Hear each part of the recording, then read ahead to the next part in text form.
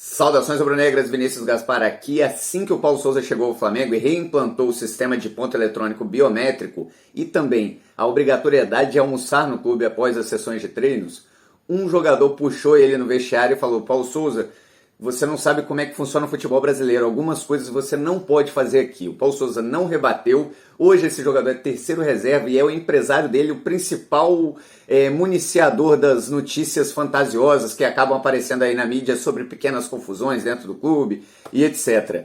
Bom, a notícia ruim é que por linhas tortas, de certa forma, esse jogador tinha razão e a gente vai conversar sobre isso hoje. Eu também vou contar uma historinha do Paulo Sousa na Juventus e no Borussia Dortmund e vou explicar por que ele faz algumas escolhas no time a partir do que ele tem de memória das duas Champions Leagues que ele já ganhou enquanto jogador. Também vou contar umas coisas aí que estão acontecendo dentro do clube, mas antes deixa eu fazer aquele pedido clássico para você, se você é rubro-negro, gosta desse tipo de conteúdo, já deixa seu like, aciona o sininho para receber em primeira mão todos os vídeos que a gente traz por aqui e mais, já deixa o curtir aí, que quando você deixa curtir, você faz com que esse vídeo chegue para mais pessoas. É o jeito de você patrocinar esse meu vídeo. Não sai desse vídeo sem deixar aqui nos comentários. E aí, você acha que o Paulo Sousa é bandido ou é mocinho nessa história? Ele é herói ou é vilão? Bom, o Paulo Sousa foi contratado com carta branca para fazer uma limpeza que esse elenco precisa desde 2020. A diretoria enxerga que lá em 2020 esse grupo já dava sinais de que alguns jogadores se achavam maior do que a história do time. Bom, Paulo Sousa vem e começa a tocar em pontos que nenhum outro treinador, e nem mesmo essa diretoria, que a verdade o que a diretoria fez? A diretoria está terceirizando um trabalho que deveria ser dela, que é negociar jogadores importantes da história do clube recente, fazer com que esses jogadores entendam o lugar deles de verdade, fazer com que esses jogadores entreguem dentro de campo. Então alguns deles devem permanecer no elenco, o Flamengo não precisa se livrar de todo mundo, alguns deles devem permanecer no elenco, mas alguns devem sim ser negociados, devem ser colocados à venda, colocados em negócio e até mesmo rescisão. E a diretoria, com medo, tentando compor com o grupo, tentando compor com parte da torcida que acabava passando a mão nesses atletas, passando a mão na cabeça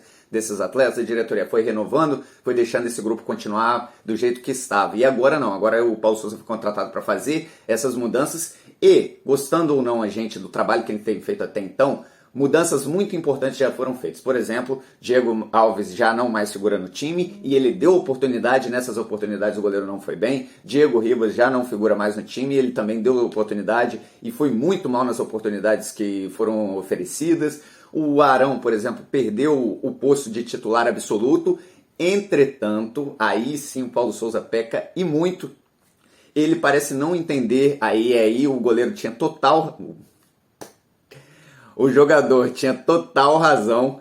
O Paulo Sousa parece não entender como o futebol brasileiro. Ele vai para uma partida importantíssima em que ele já está balançando, que a torcida já está o pressionando, com João Gomes no banco. E teve muita gente falando, mas o João Gomes estava machucado. Não estava machucado, tanto que entrou e foi o melhor novamente da parte do meio campo defensivo. Então, o que o Paulo Sousa parece não estar entendendo é que muitos dos jogadores não estão com ele e se ele continuar insistindo nesses caras, esses caras podem derrubar o trabalho antes que ele consiga implementar todas as suas ideias. Bom, o Paulo Sousa, ele, para quem não sabe, ele é um bicampeão da Champions League enquanto jogador. Então, por mais que a gente saiba que o cara dentro de campo é uma coisa e o cara comandando um grupo é outra totalmente diferente, ele não é um alienado, ele não é um alheio ao futebol, não caiu de paraquedas ali. Esse cara já ganhou e já perdeu dentro e fora de campo. Então, ele sabe mais ou menos o que está acontecendo, ele tem uma noção básica de gestão.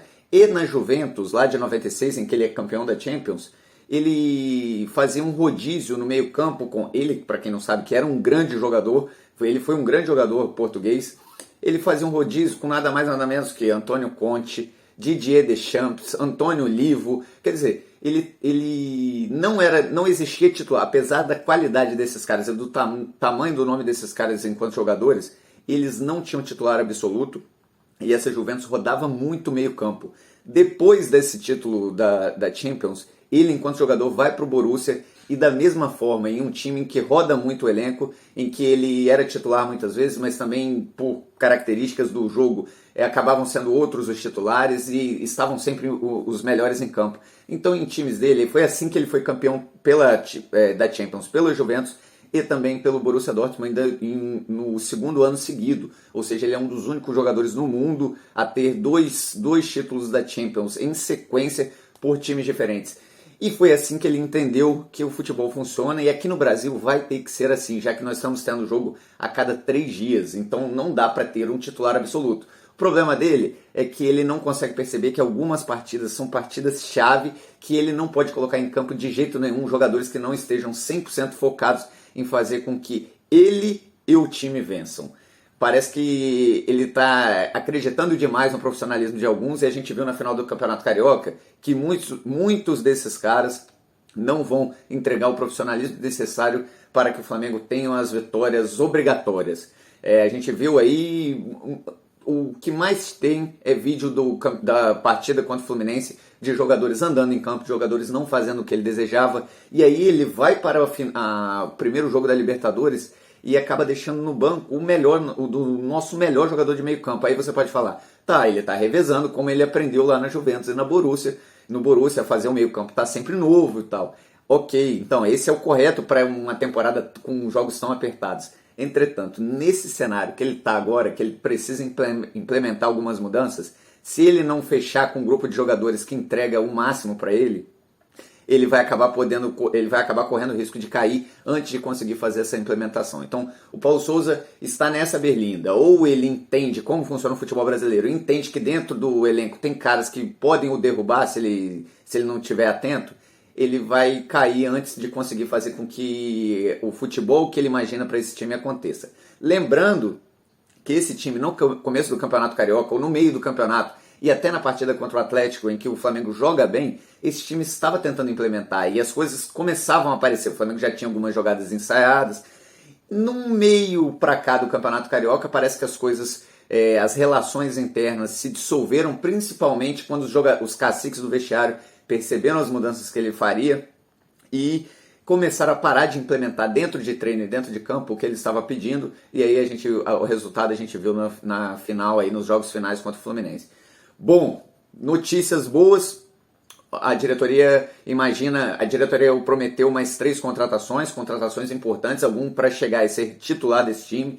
O Ayrton Lucas é um jogador que ele viu, o Paulo Souza, como oportunidade de mercado e diz que vai jogar muito nessa ala esquerda que de alguma maneira ocupa um vazio. O Bruno Henrique pode jogar mais para o centro e aí a gente teria o Ayrton ali muitas vezes.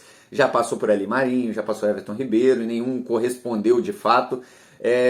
E ele acredita que quando o Pablo entrar nesse time, a linha defensiva vai ganhar muito mais segurança. Aliás, na defesa, ele tem um cara que enxergou exatamente o que ele enxergou no início, que é o Davi Luiz. Apesar do Davi Luiz não estar jogando o seu máximo, aquilo que a gente espera, o Davi Luiz foi um cara que enxergou rápido o que está acontecendo nesse elenco e hoje atua como um intermediário entre o treinador e esses atletas que de alguma maneira são respeitados dentro do clube, mas que não estão atuando da melhor forma, nem dentro dos treinamentos, nem dentro dos jogos. E aí, já deixa aqui nos comentários, e aí, você está gostando da condução do Paulo Souza nessa primeira parte de temporada ou não? Você acha que ele não vai ter jeito no Flamengo e de repente deva até ser trocado? Bom, esse foi o vídeo agora, Mengo é paixão, valeu!